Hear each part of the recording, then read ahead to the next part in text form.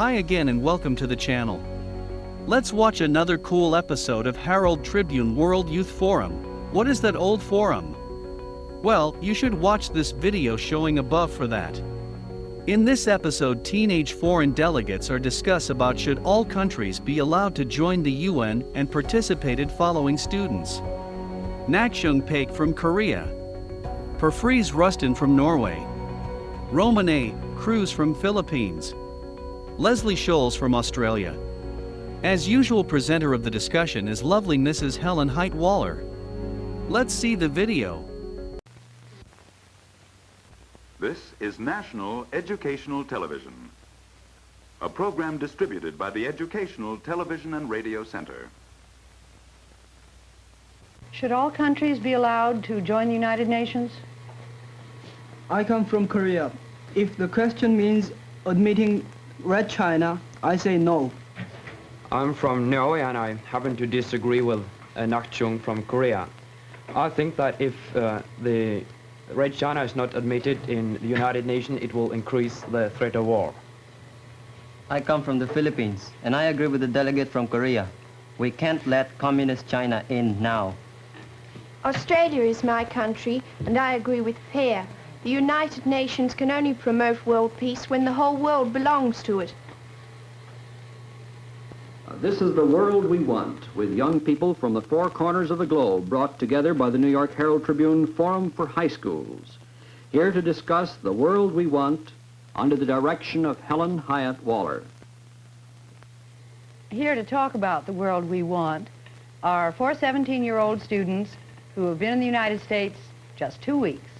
First is Nakchung PAIK from Korea, then Per alias Pete Rusten from Norway, Roman Cruz Jr. from the Philippine Islands, and champion debater Lesley SCHOLES from Australia. Now, Per, if I heard you right, you said it was going to increase the threat of war if we did not let communist China into the UN. You want to explain what you mean by that? Well, in order to understand my argument, I think we'll have to regard the purposes of the United Nations. United Nations aim to secure peace, but as the roots of war often lie in economical problems, I think that if the Red China is admitted in the United Nations, we would have a chance to let the subsidiary organs of the United Nations work in China and thereby to create better conditions of life, because I don't think it is possible to secure peace while a large percent of 600 million Chinese are starving or have bad living conditions. But then that would mean that the Red Chinese government is not fulfilling its promise to the people. The communist government promises that it will alleviate the people from their sufferings. And now you claim that the Chinese people are starving. Now, do you think that a government that doesn't keep its promises to the people be worthy to be accepted to the United Nations? I think that the Chinese government has the support of the people. Otherwise, I don't think it would have been able to throw the nationalist government out to Formosa, though I know that the present Red Communist government was supported by Russia. I think that if you regard on the conditions in Russia in 1917 and the present conditions today, you'll see large improvements, and I think the same would happen to China. In my opinion, people as the Chinese, they don't need freedom yet, they need food and clothes. That is the main thing when you are starving, not freedom. Roman, also, if you think there are other Asian countries where the people are starving that are not under communist governments, so it really doesn't follow that we should exclude Red China just because the communist government has not as yet fulfilled their promise. Well, I think the important thing is that communist China does not deserve a seat in the United Nations because they are not a peace-loving country as prescribed in the Charter of the United Nations. And I believe that even if we admit Red China into the United Nations, it will not become a peaceful country. May I ask you, if you say that communist China is not a peaceful country, would you say that Russia is a peaceful country?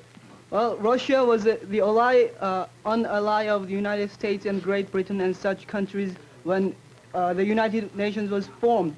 And I think we would have a more effective organization if we have only the peace-loving and cooperative countries in the United Nations. Lesley, Nakchung, are you saying that Russia then should be excluded from the United Nations? If possible. Then what's the use of the United Nations if it isn't to discuss? And to discuss, you've got to have two countries with different points of view. If you put out Russia, then who have you got to argue with? No one. And the United Nations is ineffective. it would be a farce. The United Nations would be a farce if you got Russia out. Well, we can tell the people with action. Well, the United Nations without the filibustering of the communist nations can be more effective, and we can achieve more. And then the United Nations, which can achieve more, will mean more to the people who are starving, as you said. Are you advocating the use of force by us to meet force? Well, not necessarily, but if our freedom and our life is threatened by the use of force by other countries, we have to defend ourselves with force. But listen, do you think that it would gain our democratic cause by using the methods of communism? That's what I, for instance, blame Manus McCarthy for. He doesn't seem to realize that by using the communist methods, he actually loses his cause. That's what we do, and we don't want to let China join an organization as the United Nations. Well, it is one thing to use force in order to conquer other nations and rule it with their own methods. But it is still another that to defend ourselves with force when our freedom and our life is threatened. I'm always reminded of the blood and the sweat and the tears with which we gained freedom. Well, in Korea, for instance, we fought with blood against Japanese imperialism. Then after that, we fought, suffering 1 million of casualty against communist aggression. And can you say that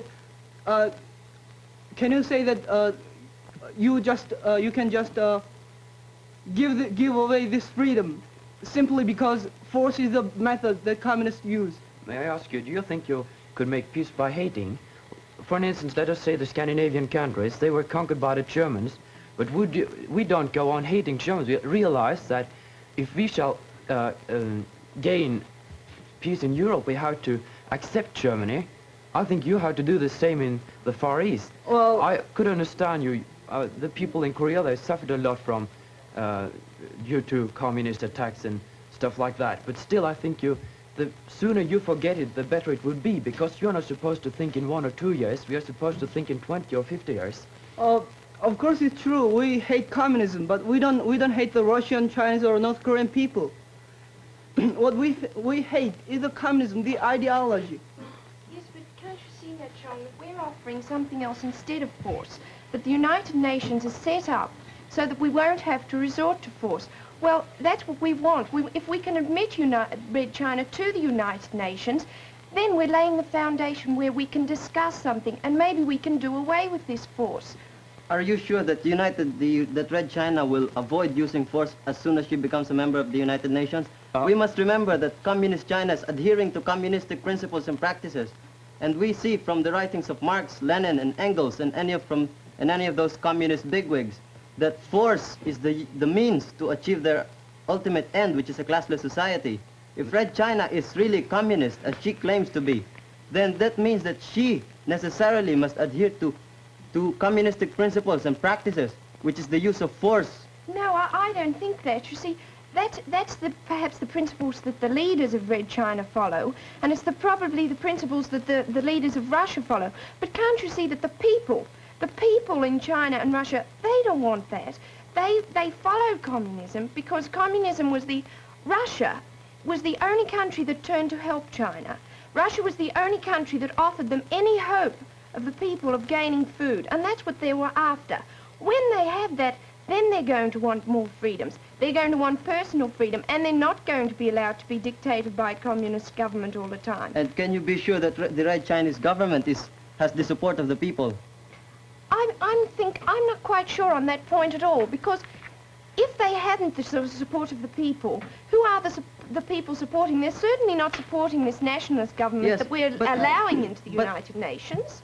Can we be sure that, yes, I know, the people in China, the millions of them, they shout "Long live Mao" when Mao's picture is paraded in the streets.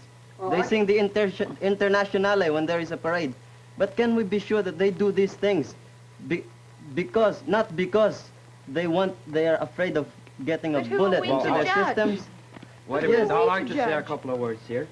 You say that it probably hasn't the support of the people.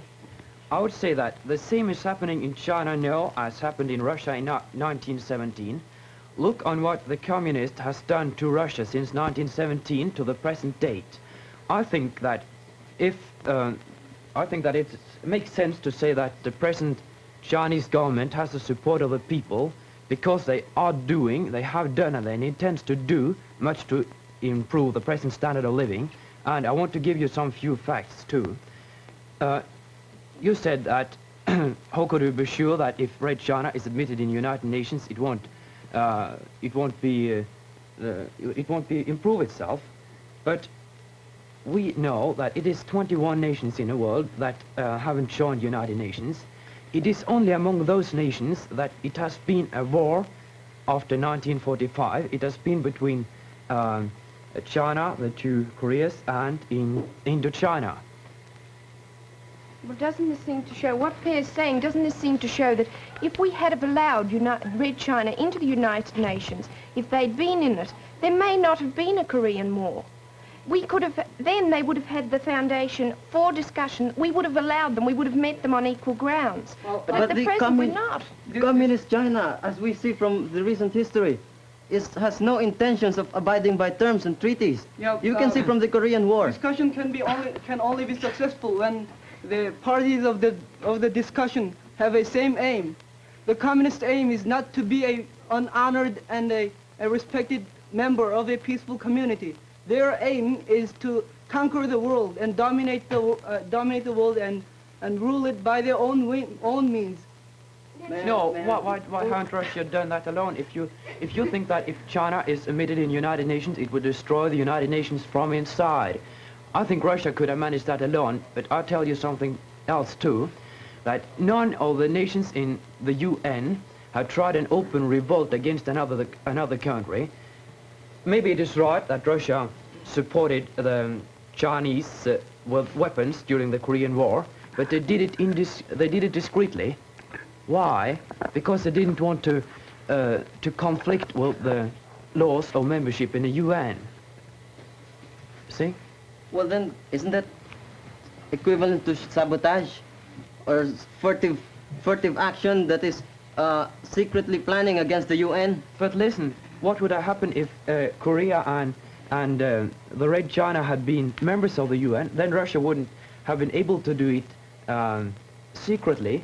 If they had wanted, they must have done it openly, and then they had shown that the purpose isn't peace. You see? And may I go back to Lesley's suggestion before that? If Red China had been a member of the UN, there would have been no Korean War because there would have been some basis of agreements. Exactly. Mm-hmm. Now, Red China, as I said, hasn't shown any intention to abide by terms and agreements, as shown from the Korean armistice. Look, the Korean armistice provided that there should be no air bases built in North Korea, and that there should be no communist jet planes flown into North Korea, and that prisoners should be repatriated. After a few months, guess what? Communist China builds air bases in North Korea, and then she flies MiGs. Just a moment, please. You say that the armistice meant between Korea and Red China, but still you see that if Korea and the United Nations have an armistice with Red China, they've actually acknowledged the Red China government. So why could you go on saying that we couldn't acknowledge it? We've already done it. And isn't it then correct to let those 600 million Chinese be represented by a government which is acknowledged by the rest of the UN? I don't think that the Red Chinese government now is representative of the people. No, but look, Ramon, you're just talking about the present time, about all of this Red China breaking all these armistices. We're talking about, we're hoping for the future as well. I mean, we're hoping that there will be a future, that is. But people say that the future is sometimes based on the past.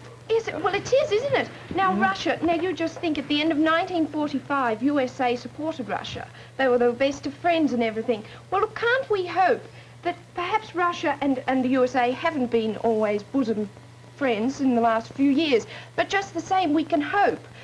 You can see the differences between, say, for Britain and France. They were deadly enemies for years. And then you see this gradually swing away. It happens in the past. Well, can't it happen in the future? Can't Red China gradually change? And probably in a few years hence, we'll be saying, oh, Red China, you're the best little boy in the world. That's what happens. The biggest and the most important change in the nature of warfare between World War I and II and the Cold War now is, whereas the past war was caused by the territorial ambition of a country, now it is an ideological war. See? But do you think that they're going to succeed in that ideology? I don't know what the youth in your country like, but I'm quite sure that the youth in my country would just never accept their ideology. They'll just never accept communism in any form. I mean, you say about them working underground and that they're not open in their methods and everything. But the people in Australia anyway, they're educated. They know what to fear in communism, but they're also confident of their own ideals, of their own standards, and they'll never accept it. But the Chinese people once accepted the communism. Yes, but and why? They weren't educated like we are. They didn't have the same opportunities. That's why they accepted communism. Yes, yes. Now they accept it, and they have gained more food, and now they want freedom back. Now what we do? Shall we do something good for the regime and weaken the people, or shall we do something against the regime and help the cause of the people? No, listen, I'll tell you. Don't you think that people, the first thing they need when they have bad conditions of life, that's to improve the standard of living. When they have improved the standard of living, they suddenly just go, well, we want freedom. And when they want freedom, that is what will happen in Russia sooner or later, according to my opinion at any rate. People will be tired, they will feel that they are under a stress all the time. And then they will, well, they want to get rid of this, and they will quit with the present government.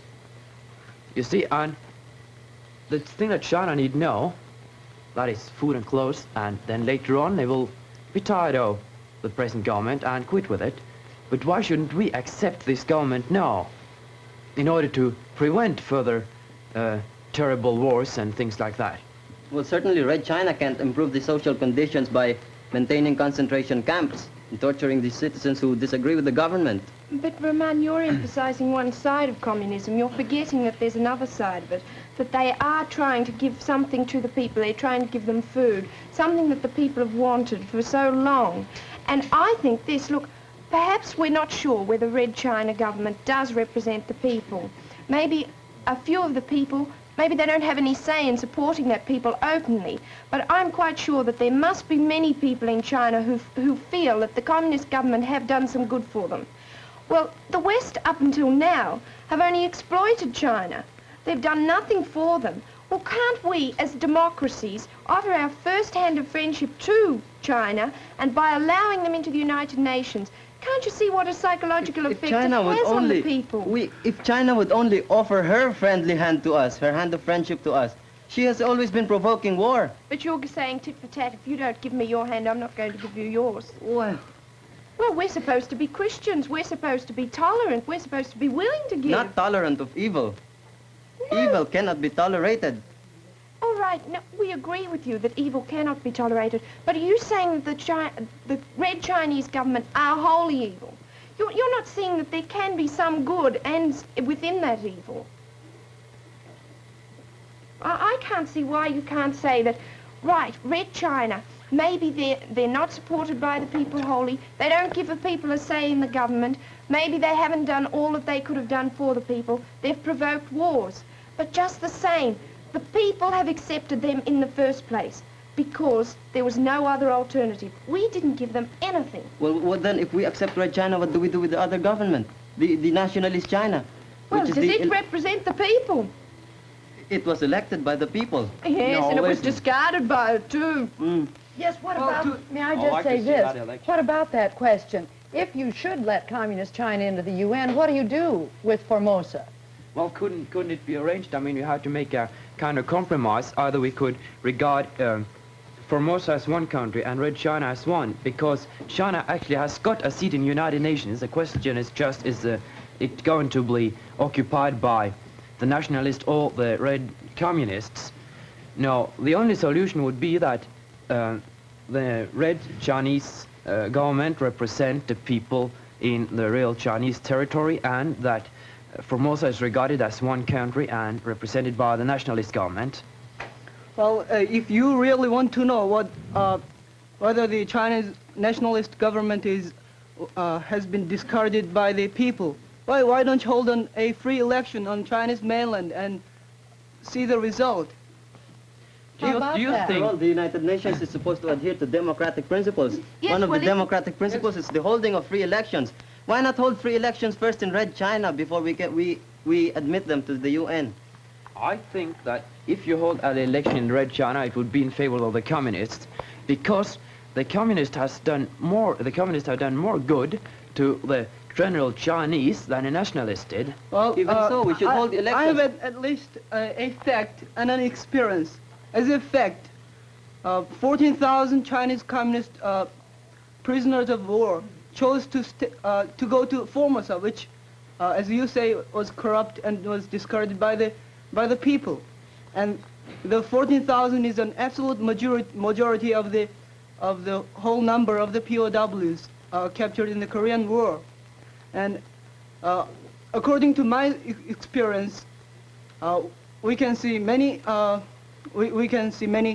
North Korean refugees coming from North Korea, and they hate communism more than we do.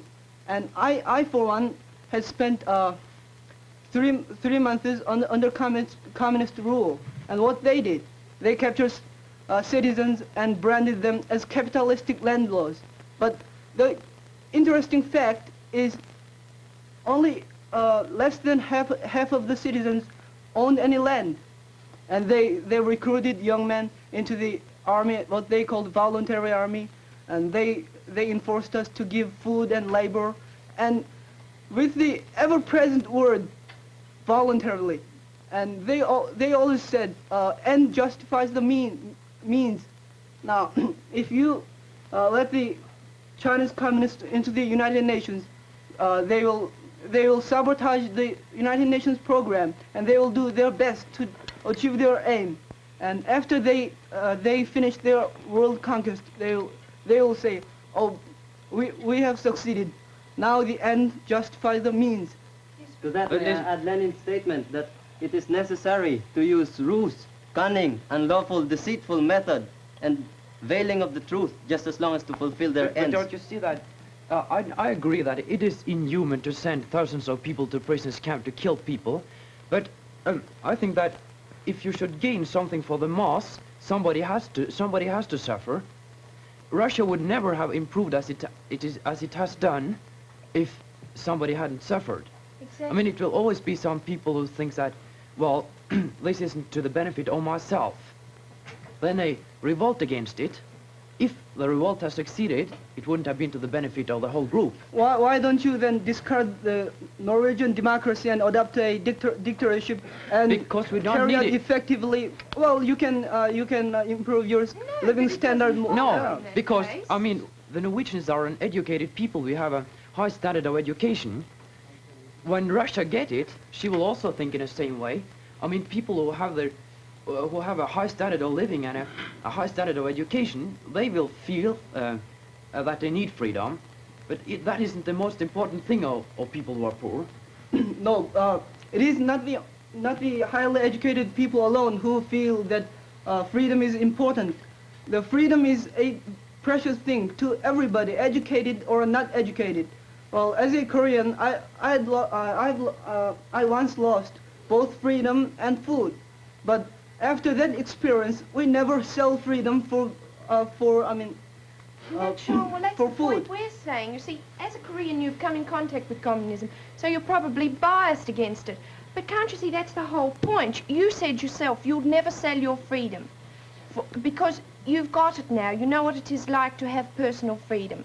Well, those people in China just haven't any idea what it's like. The people in Russia haven't. Before 1917, before their revolution, they were in a state of feudalism. Now they've gradually evolved. They're coming along. They're gradually coming to the state that we are. And that once those people have got the food they want, once they've got a standard of living like we have got, not only the educated people, but ordinary people, then they're going to want their freedom and they're not going to want to sell it once they've got it. That's the point we're saying. Communism can't last. Well, I don't know what makes you think in that way, but I believe that people behind the Iron Curtain want freedom, and our duty is to help them get freedom.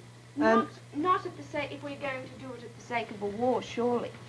No, I hate war more than anyone else, I think, but the best way to prevent war is not fearing it too much. It is to make ourselves so strong that the communists may realize that it is a foolish dream to try to conquer us.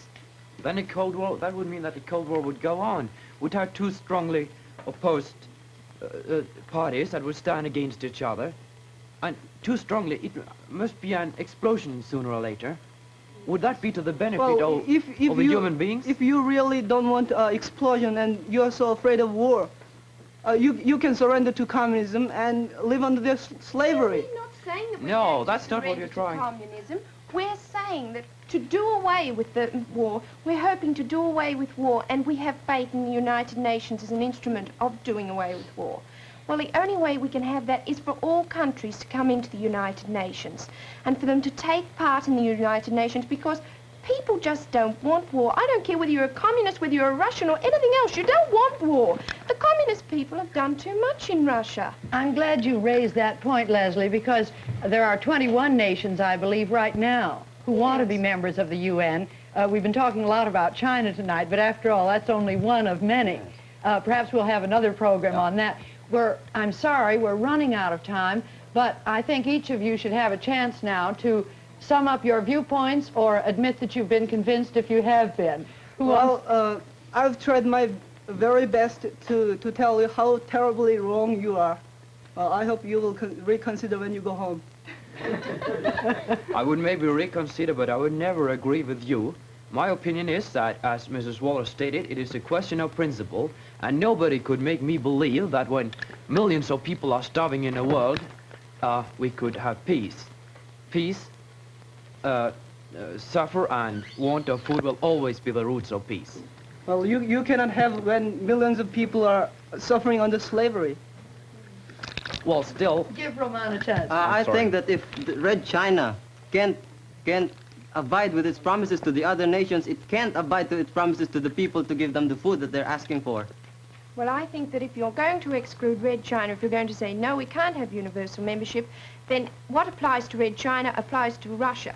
And once you do away with Russia and with other countries that have a different point of view, if you're not going to allow them to come in and discuss with you, then I think the United Nations fails, and I think we may as well all go home and dig our grave. I disagree. Fine. Is that your last word, Paik? Yes. You disagree. Well, perhaps we can have another discussion. We'll continue the discussion on it. later on, be sure. I'm sure you aren't done with it yet.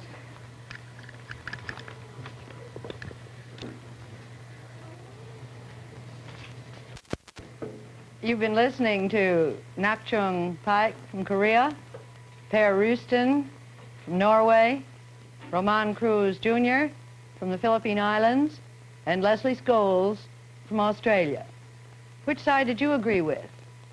Which viewpoint is yours? We'd like very much to know. Next, there will be another 4 forum delegates from 4 other countries here to discuss, has Western imperialism, or has it not, been a constructive force in world history? The World We Want, a program featuring students from 34 countries from every corner of the earth. These young people are spending 3 months in the United States as delegates to the 9th Harold Tribune Forum for High Schools to be held at the United Nations. The students are guests in homes of American students in the New York area. This program is presented in the public interest by the New York Herald Tribune in cooperation with the Educational Television and Radio Center.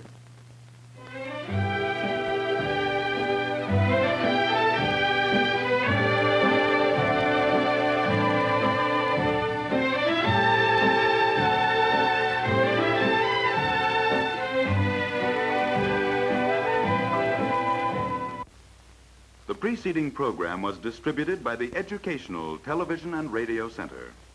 This is National Educational Television.